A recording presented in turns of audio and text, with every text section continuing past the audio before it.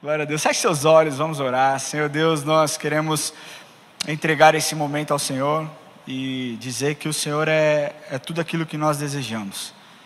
O Senhor é tudo aquilo que nós precisamos. Nós desejamos a sua presença nesse lugar. Por favor, não nos deixe, não tire a sua presença desse lugar, Deus. Eu te peço que o Senhor faça com que essa palavra realmente toque os corações, que haja lógica, que haja raciocínio, que não seja o Ramon falando, mas que seja o teu Espírito falando através da minha vida, Senhor. Eu confesso aqui que tudo aquilo que vem de mim, Pai, que venha do Senhor, eu abro o meu coração e peço que as pessoas olhem aqui, Pai, mas consigam enxergar o homem de Deus direcionado e dirigido pelo Teu Espírito, em nome de Jesus, amém, amém? Cumprimenta a pessoa que está do seu lado aí, deseja um bom dia para ela, fala para ela aí, cumprimenta, dá um high five nela aí, fala, sejam muito bem-vindos. Tenho aqui o meu convidado Gilberto e a sua família toda aí. Sejam muito bem-vindos, Gilberto, sua família, seus filhos. Amém? Glória a Deus. Família, é o seguinte. No começar desse ano, Deus tem me direcionado a trazer palavras um pouco mais específicas e às vezes até mais pesada, mais densa. Mas é muito incrível como Deus se revela quando nós pregamos aqui um evangelho de confronto. Não é verdade? Domingo passado nós falamos a respeito do pecado, a respeito daquilo que Deus disse à igreja de Éfeso, para que ela voltasse ao primeiro amor. Isso foi muito lindo, porque nós tivemos grandes testemunhos no decorrer da semana, daquilo que Deus fez, como Deus falou, como as pessoas se entregaram, se arrependeram. E uma palavra de confronto, talvez não seja uma palavra mais fácil de ouvir, mas se o evangelho ele não te confronta, algo está sendo pregado de forma errada, porque o evangelho ele tem que te confrontar. A palavra de Deus ela tem que trazer transformação para a sua vida. A palavra de Deus ela tem que gerar algo, não simplesmente acariciar o seu ego, o seu coração, dizendo: você é bom, você consegue, você pode. Você é bom se Deus quiser que você seja bom. Você pode se Deus quiser que você faça. E com relação a isso, Deus tem me direcionado a trazer palavras específicas para a igreja. E essa semana Ele me trouxe à memória algo que Ele falou ao meu coração lá no ano de 2020, que é a respeito da vergonha. O dicionário define vergonha como um ato vexatório, um ato de humilhação, um ato de desonra. É uma insegurança efetivada pelo medo do julgamento. Isso é vergonha.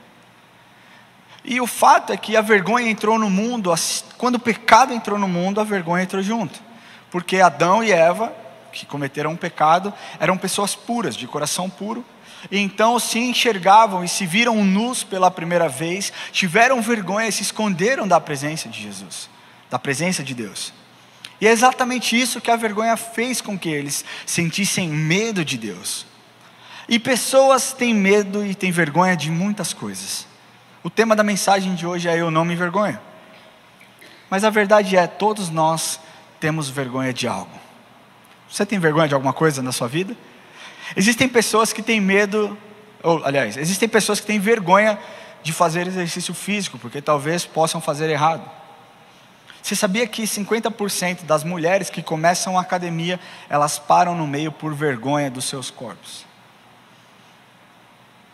Pessoas têm vergonha de... Eu vou contar uma história, eu vou ser bem vulnerável. Eu odeio academia, já falei isso, eu vou na força do ódio mesmo. Mas eu vou, tenho que ir, eu vou porque eu faço exercício para comer. Essa é a verdade. Né? Não quero ficar bolado, não quero ficar no shape, não. Eu quero comer e comer sem peso na consciência e no McDonald's comer 2 Big Macs. É o foco, é o objetivo. E eu comecei a fazer uma academia e... Cara, você vai na academia, você acha que você está bombando, né? Estou pegando pesado. E eu comecei a fazer um exercício de perna. E chegou uma japonesinha, ela, desse tamanho assim, ó. Parecia um palumpa, sabe? Bem pequenininha. E aí, ela, posso revezar com você? Eu falei, pode. Aí ela revezou comigo e eu fui melhor que ela. E aí eu comecei a fazer uma série de supino na máquina. Supino é aquele que você empurra, aquele negócio é o demônio. E eu comecei a fazer e ela veio de novo. Eu falei, essa japonesinha, ela tá me atrapalhando aqui, porque eu tenho que ficar tirando, colocando. Ela falou, posso revezar com você? Eu falei, pode. E aí eu fiz, ela entrou para fazer, eu falei, ela vai diminuir. Ela aumentou o peso. E ela falou, devo eu voltar para o peso que estava? Eu falei, não, já acabei a minha série.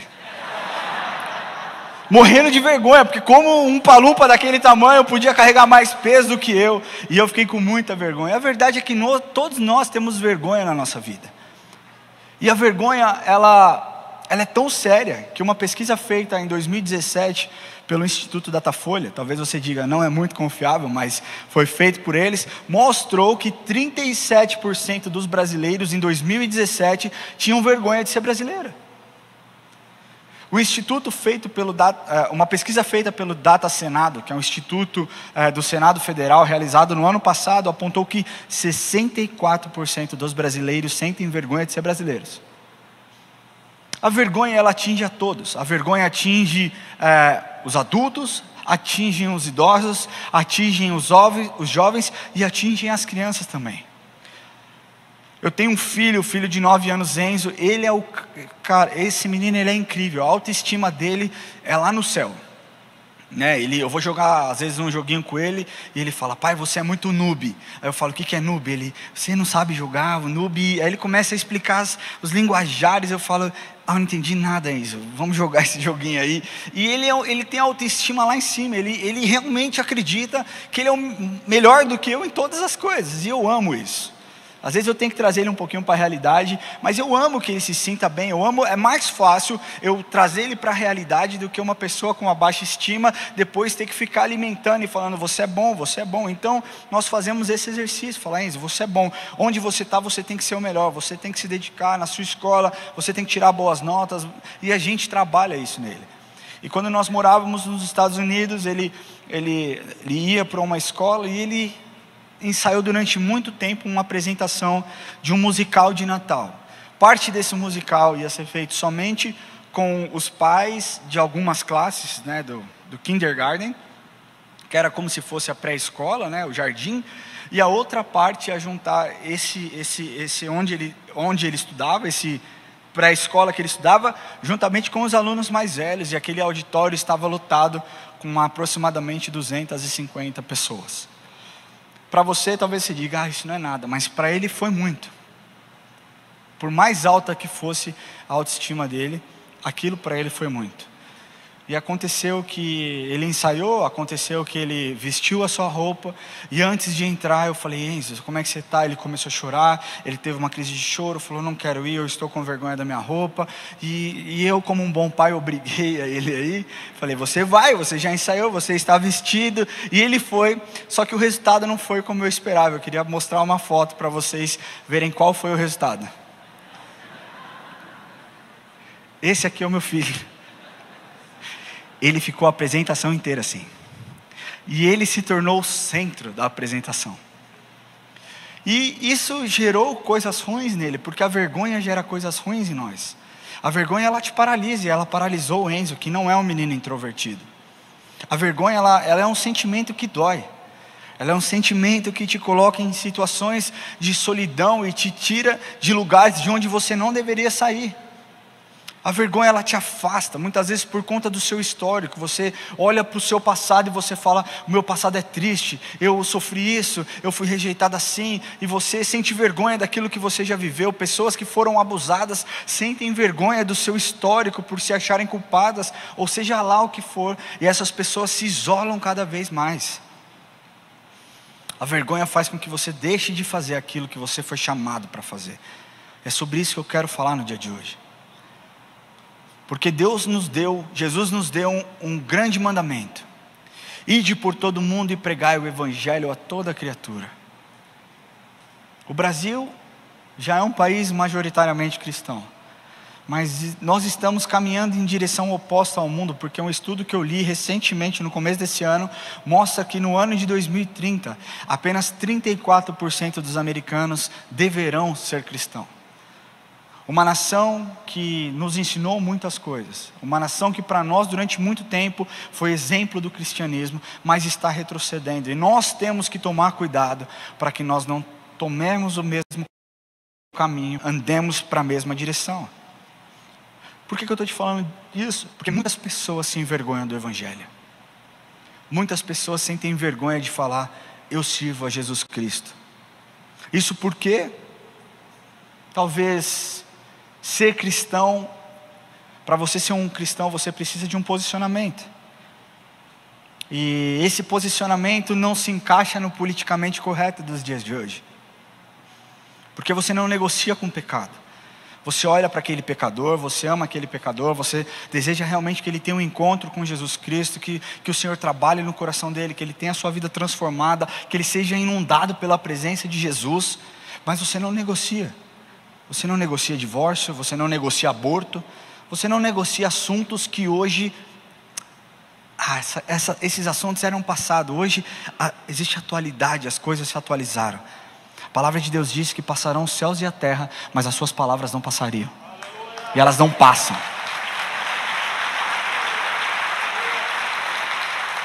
É incrível como as pessoas são evangelistas de marcas. Quem aqui tem iPhone? Não é possível que só isso tenha iPhone. Quantos tem iPhone? Seja sincero comigo. Quantos tem Samsung? Você percebeu que as pessoas que têm Samsung querem convencer quem tem iPhone que Samsung é melhor que iPhone? E você fala que você está maluco, cara. Tem o meu iPhone, ele fala com o meu relógio, ele fala até Xiaomi. Aí aparecem essas coisas no meio, né? Brincadeira, sem menosprezar, pelo amor de Deus. Mas as pessoas, elas tentam convencer que o produto que elas têm é melhor do que o que você tem. Isso não é porque essas pessoas são más, mas é porque elas querem que você também tenha o melhor. Na minha visão, o melhor é isso, na sua visão, o melhor é aquilo. O meu papel é te convencer. As pessoas, elas se tornam defensoras de tantas coisas. Se torna um vegano, que você vai ser feliz. E você fala: é impossível ser feliz sem comer uma picanha. E você tenta argumentar, e muitas vezes as opiniões, elas não são respeitadas. Sabe? E o que eu quero te dizer é que muitas pessoas começam a defender mais movimentos sociais do que o próprio cristianismo. Você não precisa levantar bandeiras, você precisa levantar a Bíblia, porque a Bíblia é o livro mais justo que existe de movimentos sociais. Se você quer realmente se posicionar de forma social, olha só, eu levanto a minha bandeira contra o preconceito. Você tem que levantar a sua bandeira contra o preconceito. Jesus defendeu. Jesus, quando os samaritanos eram rejeitados, Jesus foi lá e amou os samaritanos. Quando os leprosos não podiam ser tocados, Jesus tocou nos leprosos. Quando a mulher não podia ser curada, Jesus curou a mulher. Quando a mulher tinha que ser apedrejada por conta do erro que ela cometeu, Jesus a libertou. Jesus fez isso. Você não precisa levantar bandeira, você precisa levantar o nome de Jesus. Sabe? Muitos se envergonham, talvez porque no fundo não acreditem, ou não acreditam que o Evangelho é a real resposta para os problemas da humanidade. Sabia que muitas das pessoas que estão na igreja não oram todos os dias? Um estudo feito pelo Binary Research, que é um portal de pesquisa, mostrou que 55% das pessoas que frequentam a igreja regularmente não oram todos os dias.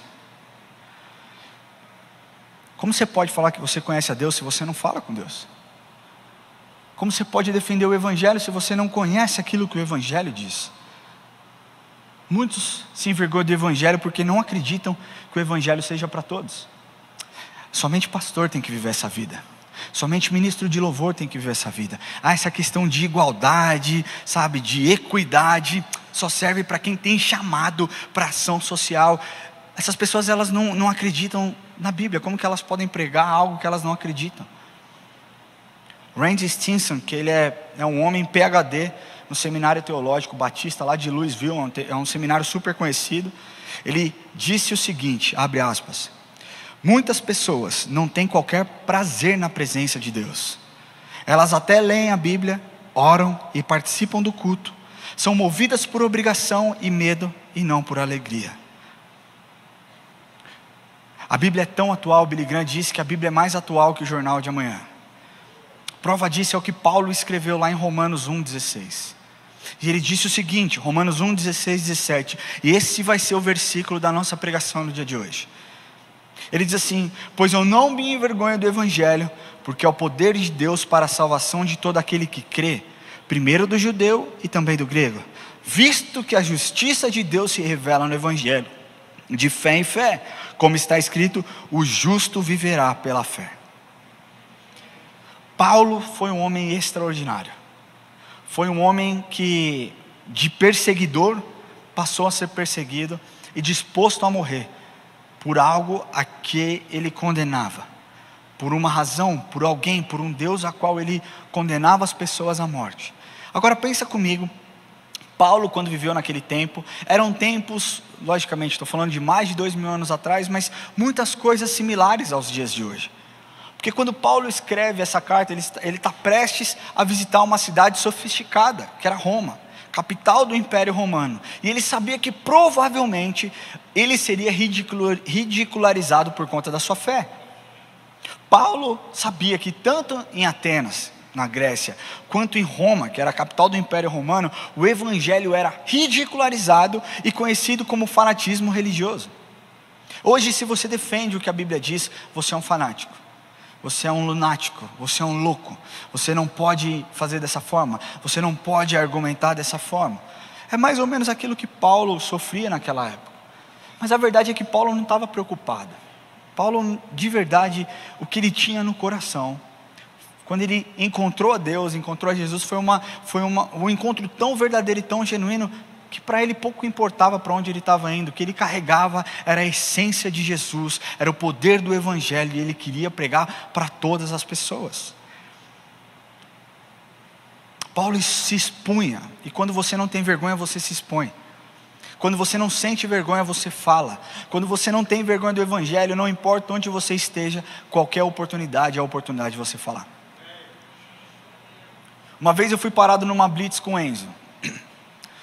E o rapaz me parou, o policial me parou, pediu meus documentos, entreguei os documentos do carro, entreguei a minha CNH, e ele saiu do carro. Eu falei: Enzo, vamos fazer uma loucura. Aí ele falou: que loucura? Eu falei: vamos orar por ele, por esse policial. Aí ele: vamos agora? Eu falei: não, quando ele voltar mesmo. Aí vamos. E esse policial voltou, eu lembro o nome dele, Soldado Dias. E eu perguntei para ele: tudo certo? Está liberado? Tudo certo? Eu falei: posso fazer uma oração por você? Ele falou: claro que pode. E eu comecei a orar por ele, o Enzo no carro atrás, intercedendo ali também. E, enfim, eu orei por ele, pedi para que Deus guardasse a vida dele, para que Deus abençoasse a sua vida, para que Deus cuidasse da sua família. E, cara, quando eu acabei a oração, o olho dele estava completamente cheio de lágrima, porque ele disse: nós somos acusados tantas vezes, e são poucas as pessoas que realmente se importam com a gente. Obrigado por me apresentar Jesus nessa noite. E eu falei: uau, cara, uma coisa tão simples, uma oração tão simples. Eu não gastei 30 minutos falando, foram, 1 minuto, onde eu pude ser a revelação do amor de Deus na vida desse homem.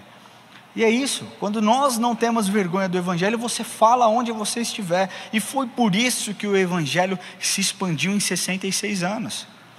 O evangelho saiu de Jerusalém no ano de 33 aproximadamente, após a morte de Cristo, e chegou a 12 nações diferentes em 66 anos, até a morte do último apóstolo lá no ano de 99 depois de Cristo. O evangelho tem poder e continua tendo poder. Naquela época não tinha internet, não tinha televisão, não tinha avião, a mensagem chegava no boca a boca. E essa ferramenta ela é mais importante do que qualquer mensagem que você possa mandar de texto, boca a boca. Você chegar para a pessoa e falar assim: ei, Jesus te ama.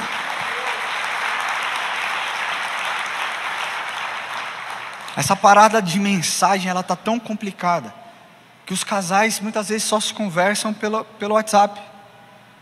Cara, é importante você ter relacionamento, é importante você falar de Jesus, boca a boca, face a face com as pessoas, no tete a tete. E pensando sobre esse texto, Paulo nos deu algumas razões para que nós não nos envergonhemos do evangelho. Você está pronto para entrar nessa jornada comigo aqui? Você está entendendo onde eu quero chegar? Então receba aquilo que Deus tem para você nessa noite. Primeiro, o que Paulo nos mostra é que o Evangelho, nós não devemos nos envergonhar do Evangelho, porque o Evangelho é a expressão do poder de Deus. Repita comigo, o Evangelho é a expressão do poder de Deus. Quem aqui deseja poder? Levanta a mão aí, seja muito sincero. É legal ter poder. É legal ter poder para você decidir o que fazer.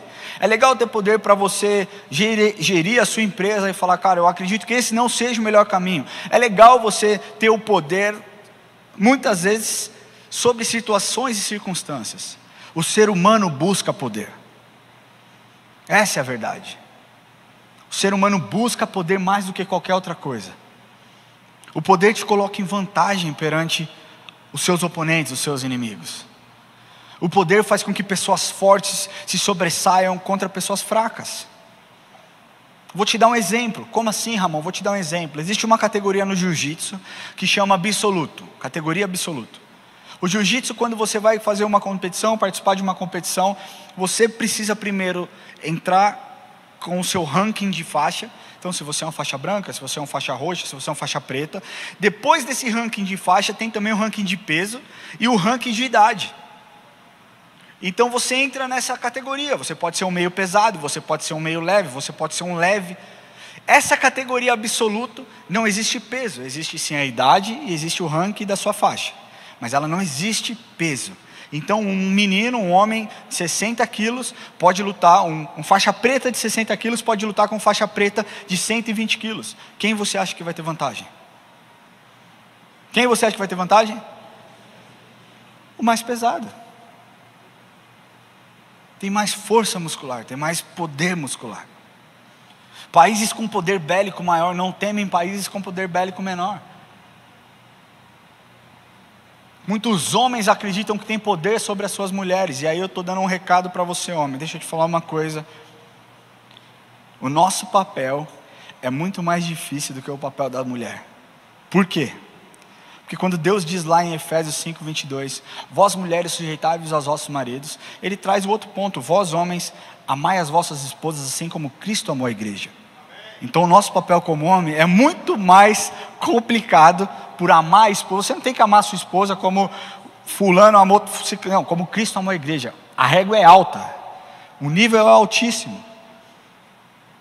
E o poder faz com que as pessoas desejem o domínio sobre outras pessoas. Mas o que eu quero te falar é que nenhuma dessas formas de poder humano é capaz de transformar uma alma segundo a imagem de Cristo, que é o verdadeiro alvo da existência humana. Você foi criado para ser um mini Cristo. Ser um cristão significa ser um mini Cristo, ser um representante de Cristo.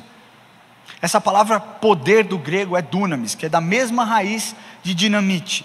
E no Novo Testamento, essa palavra ela era usada para mostrar o poder da manifestação da onipotência de Deus.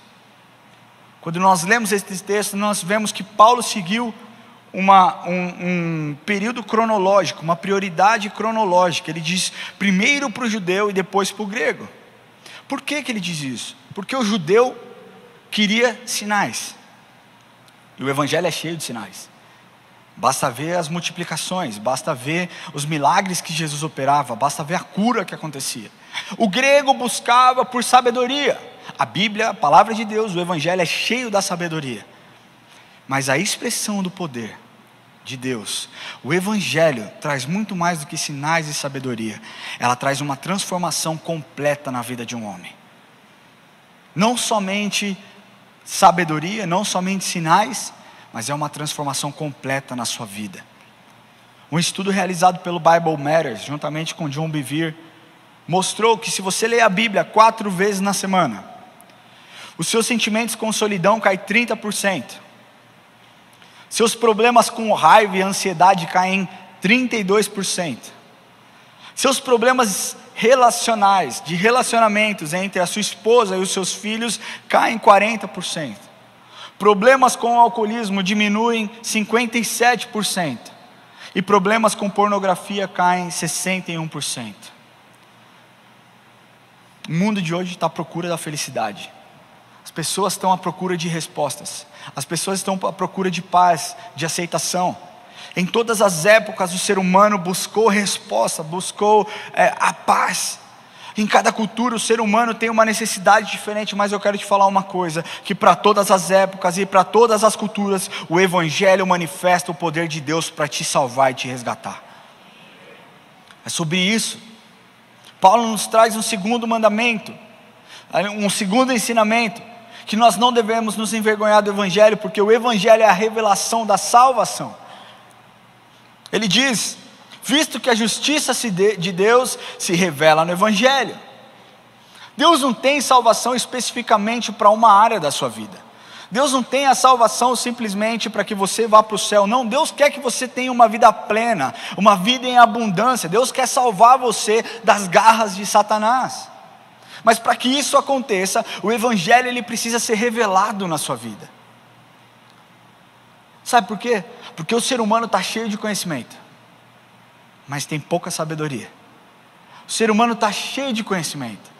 Com o avançar da medicina, todos os avanços tecnológicos, a cura de doença, descobertas médicas, psicológicas, psiquiátricas, a humanidade ainda assim continua com um vazio imenso dentro da sua alma. Pessoas continuam deprimidas, divórcios continuam aparecendo, assassinatos continuam ocorrendo, crimes hediondos continuam ocorrendo. As pessoas não precisam de mais informações. O que elas precisam é de mais amor, e um amor que é achado em Cristo Jesus. E esse amor que é achado em Cristo Jesus, ele é revelado através do Evangelho. Você se envergonhar do Evangelho é você se envergonhar do amor de Cristo que contém dentro dessa palavra. A palavra revelação significa tirar o véu, trazer clareza. Nos nossos dias, assim como foi nos dias de Paulo, somente o Evangelho pode trazer resposta para as inquirições dos seres humanos. Não existe outra pessoa que possa fazer isso, mas para que isso aconteça, o véu precisa ser retirado.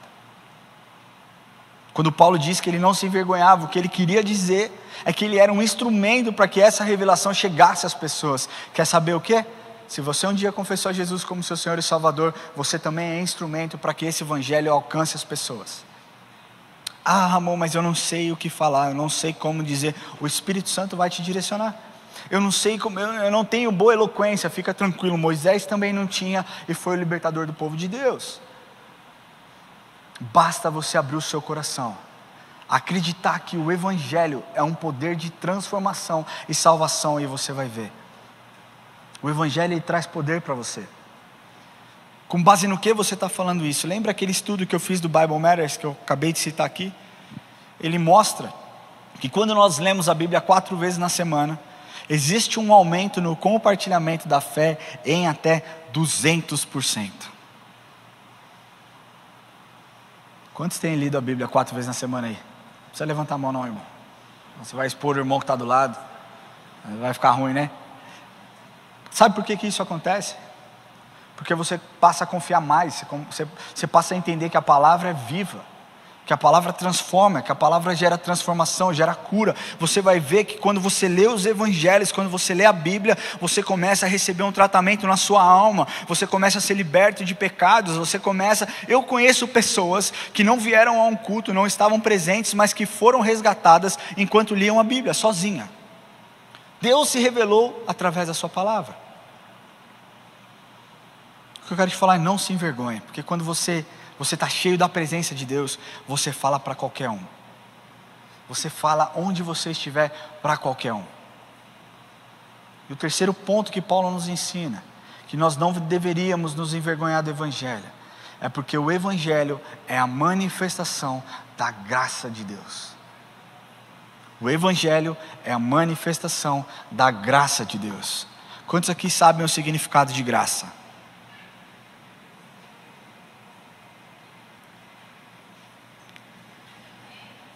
Quantos não sabem o significado de graça? Não tem problema, se você não souber, eu vou te explicar. Graça significa favor imerecido. Por exemplo, o que é justiça? Justiça é você ter o que você merece. Exatamente, você ter o que você merece. Você está correndo na rua, um semáforo, um radar te multa. Por que você recebeu a multa? Porque você estava acima do limite de velocidade. Não vamos entrar no mérito. Mas não importa. Você tomou multa foi porque você estava acima do limite de velocidade. Isso é justiça. Existe o favor.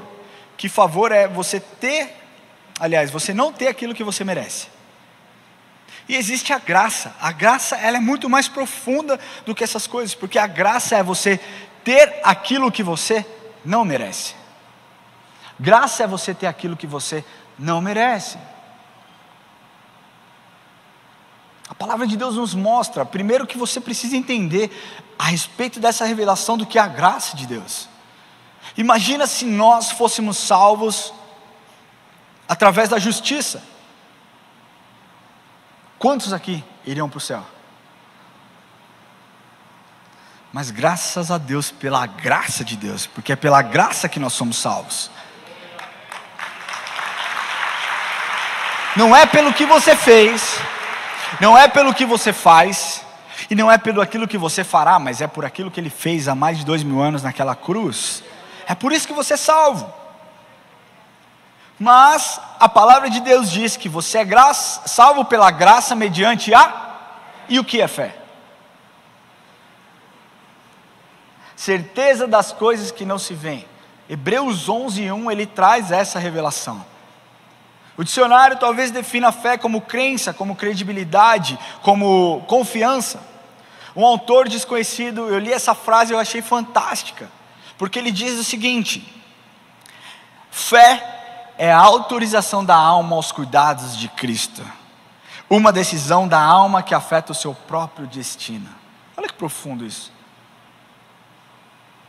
A palavra fé é tão importante, e ela tem que ser importante na sua vida, porque a sua vida, ela precisa ser movida pela fé. Não estou falando aqui que você não vai tomar decisões práticas, mas sempre você vai fazer na esperança de que Deus te abençoe, sempre vai fazer na esperança de que Deus esteja com você, de que Deus te direcione. Mas a palavra fé, ela é tão forte, tão importante, que só no Novo Testamento ela aparece 247 vezes. Só no livro de Romanos ela aparece 39 vezes.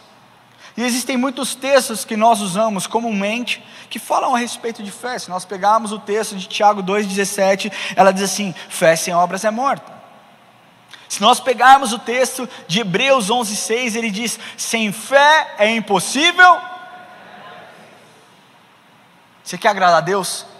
Acredite, tenha fé de que Ele é bom para te trazer as vitórias que você precisa. Nós precisamos acreditar que o Evangelho é a manifestação da graça de Deus. Você precisa ter fé e acreditar que o que está na Bíblia é 100% verdade. As pessoas estão começando a colocar em xeque, as pessoas estão começando a viver um cristianismo de forma parcial. Eu acredito na Bíblia apenas 30% do que ela diz, eu acredito na Bíblia 93% que ela diz. Deixa eu te falar uma coisa: ou você acredita em 100%, ou você não acredita em nada. Porque a partir do momento que você coloca uma vírgula em xeque, você coloca em dúvida a Bíblia inteira. Você precisa acreditar que o que está escrito na palavra de Deus foi a própria revelação de Jesus, de Deus Pai, escrita por homens, sim, mas inspirada por Ele. É isso que o Evangelho faz. Primeiro você precisa crer que Jesus Deus em um dia, no seu infinito amor, na sua infinita soberania, decidiu enviar um filho, o seu único filho, para morrer por você, para que você pudesse ter libertação, salvação e a vida eterna. Esse é o primeiro passo. A palavra de Deus diz que nós caminhamos de fé em fé, certo? Amém? Então o primeiro passo é isso: você entrega o seu coração, você diz: Jesus, eu confio que o Senhor é o meu Senhor e Salvador, eu confio que o Senhor tem os melhores planos para a minha vida, e vou dar esse primeiro passo de fé, acreditando naquilo que o Senhor vai fazer. Então você começa a se aprofundar. Quando você começa a ler a Bíblia 4 vezes na semana, você começa a entender que Ele não tem só salvação para a sua vida, mas Ele tem prosperidade, Ele tem paz de espírito, Ele tem alegria, Ele tem bom ânimo, Ele tem, amizades, Ele tem pessoas que vão partilhar do seu momento e vão ser transformadas através de uma palavra que você carrega no seu coração. E você muda o patamar da sua fé. Então você começa a acreditar que Ele não somente tem salvação, mas Ele tem cura para a sua vida. Bom, se Deus é o mesmo ontem, hoje e sempre, o mesmo Deus que curou no Antigo Testamento, curou no Velho Testamento, curou no Novo Testamento, Ele continua operando milagres. Senhor, eis a minha vida aqui, opera um milagre em mim. Quantos aqui já receberam alguma cura? Eu posso levantar as duas mãos e as duas pernas. E você também começa a acreditar que Ele é um Deus de provisão, que Ele é um Deus que vai fazer conexões para que você seja abençoado.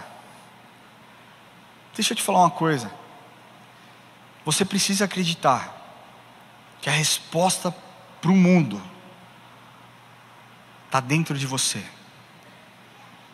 E o que está dentro de você precisa ser o Evangelho de Cristo, porque é isso que vai transformar a vida das pessoas.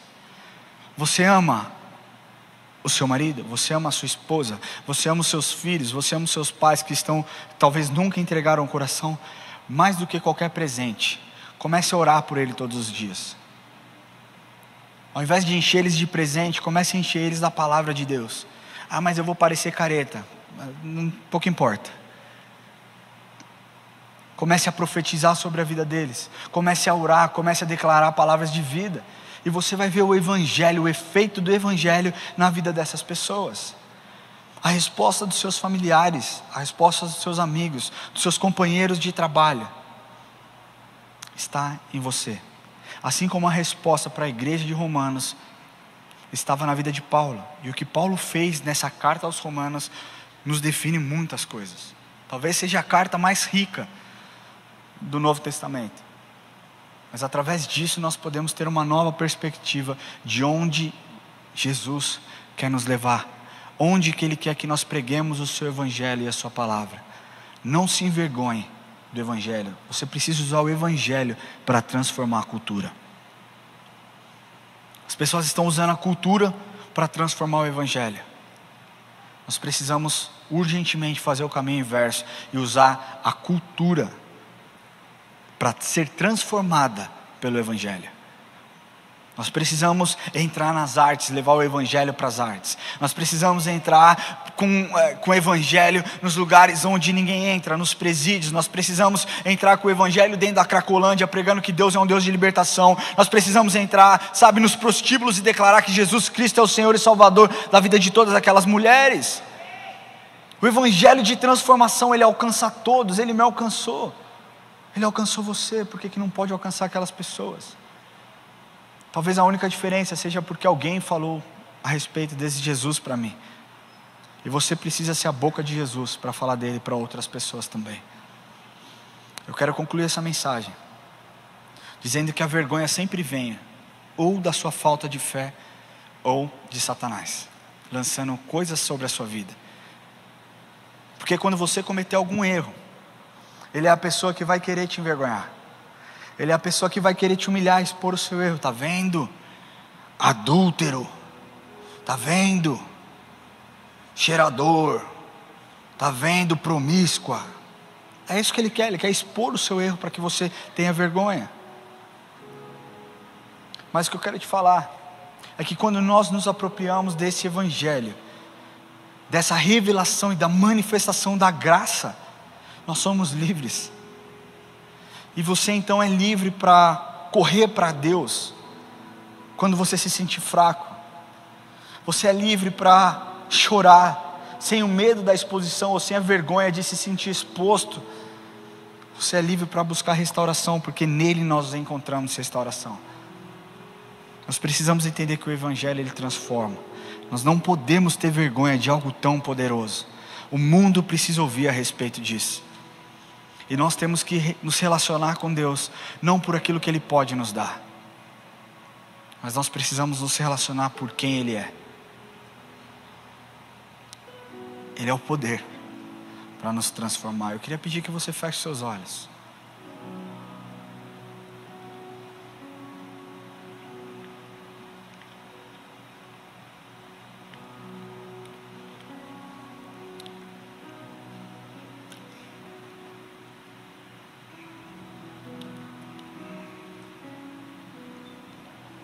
Primeiro eu quero falar com você que talvez já tenha entrado aqui algumas vezes, mas nunca tenha entendido isso de forma talvez muito clara. Para você se relacionar com Deus, o primeiro passo é você entender e receber a salvação. Essa é a porta de entrada, é você entender e receber que Deus tem salvação para a sua vida. E muitas pessoas travam nesse momento porque elas pensam: como alguém pode me amar tão profundamente assim? Mesmo eu sendo fraco, mesmo eu sendo pecador, mesmo eu sendo a pessoa mais suja de todas. E aqui o que eu quero te falar é a respeito da graça de Deus. Porque a graça de Deus faz exatamente isso, faz com que você seja resgatado sem você merecer. Eu não sei o que Ele viu em você, mas Ele viu algo e você tem valor para a presença dEle. Você tem valor no corpo de Cristo. Mas você é salvo pela graça, mas mediante a fé. E quando você confessa Jesus como seu Senhor e Salvador, você abre as portas para que a expressão do poder de Deus seja demonstrada na sua vida. Você abre espaço na sua vida para entender que a palavra é poderosa e revela a salvação.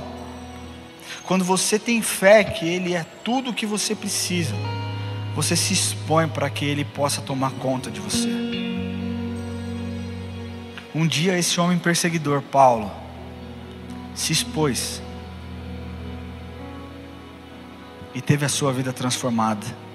Eu quero perguntar para você hoje, que talvez tenha entrado aqui pela primeira vez, ou não seja a sua primeira vez, mas que talvez nunca tenha efetivamente entregado o seu coração para Jesus.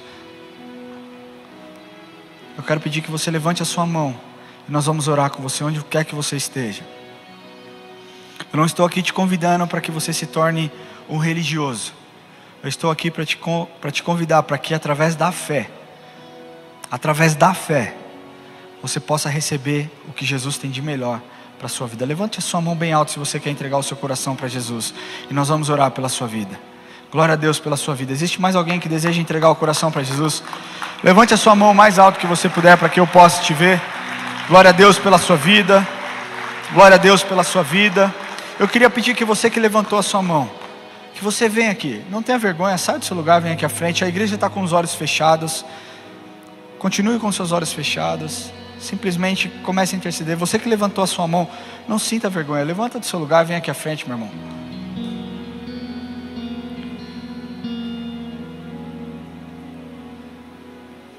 Pode vir, vocês levantaram a mão aí atrás. Não trava não. Não trava não, só vem para cá. A gente vai orar com você. Nós não vamos te pedir nada, não fique preocupado. Nós simplesmente queremos que você faça uma oração. A palavra diz que nós aceitamos com o nosso coração e confessamos com a nossa boca. E é isso que nós faremos aqui nesse dia. Levante do seu lugar se você quer aceitar Jesus como seu Senhor e Salvador. E vem aqui à frente, nós vamos orar por você.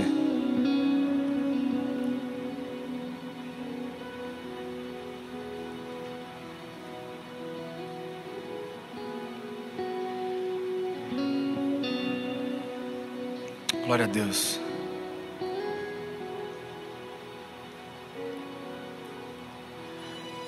Se você está nos assistindo online e deseja fazer essa oração de entrega, quero pedir também que você, depois dessa oração, que você aponte o seu celular para esse QR Code. Nós queremos entrar em contato com você, começar uma amizade, começar um relacionamento aí, para que nós como igreja possamos te ajudar, amém?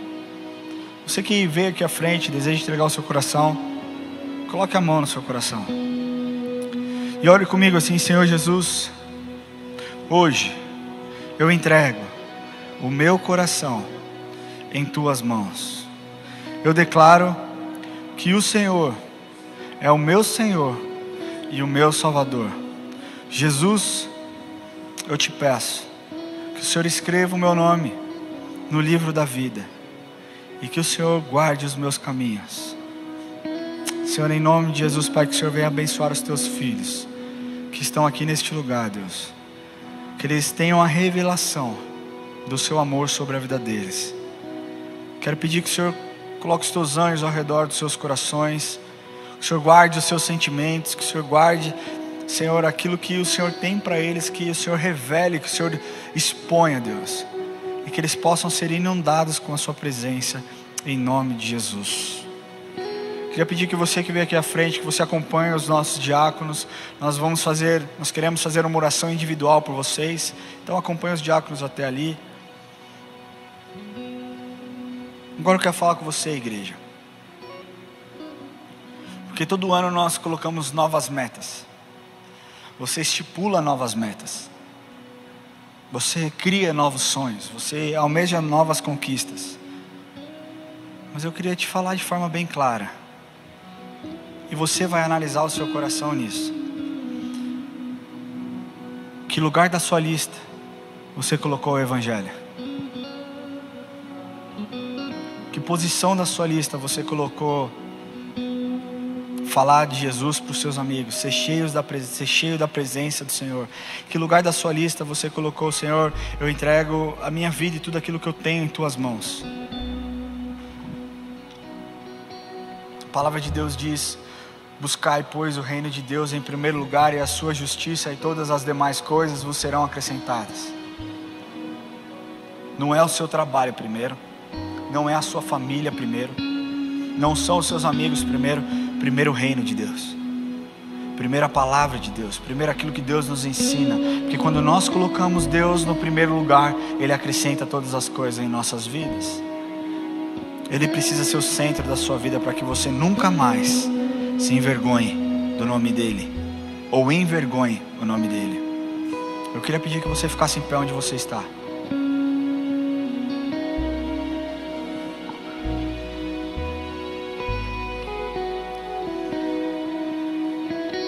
Eu queria pedir que você, de forma muito humilde, que você feche seus olhos.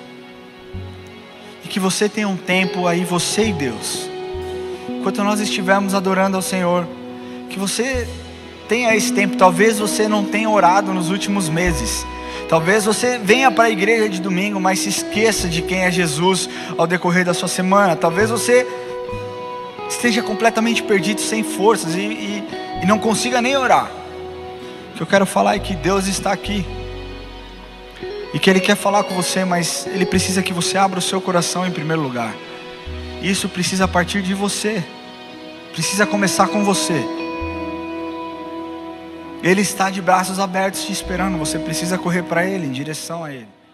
Você sabe que eu frequentava uma igreja quando eu morava fora, que todas as vezes que ia ter batismo, essa era a confissão das pessoas que estavam sendo batizadas. E todas as pessoas que ao descerem ao batistério, elas tinham que confessar: pois eu não me envergonho do Evangelho, porque é o poder de Deus para a salvação. E hoje, quando eu vou batizar as pessoas, eu meio que obrigo as pessoas a dizerem isso, porque isso é lindo. Essa talvez, na minha opinião, Ramon, seja uma das mensagens e dos versículos mais fortes que existem. Porque nele existe a confissão do que realmente é o Evangelho. O Evangelho não é intolerância. O Evangelho não é desrespeito. O Evangelho não é legalize, vamos pecar e está tudo certo. Não. O Evangelho é o poder de Deus para a libertação e salvação das pessoas. Você pode ler comigo essa mensagem? Vamos ler juntos?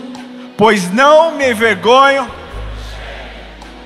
é o poder de Deus para a salvação de todo aquele que crê, primeiro do judeu e também do grego. Vamos ler mais uma vez? Você pode fazer isso mais alto, porque quanto mais você repetir, isso vai se tornar um hábito, e isso vai moldar o seu caráter. Você pode repetir isso mais uma vez, com todo o fôlego que existe dentro do seu pulmão? Nos ajuda aí, Diego, vai.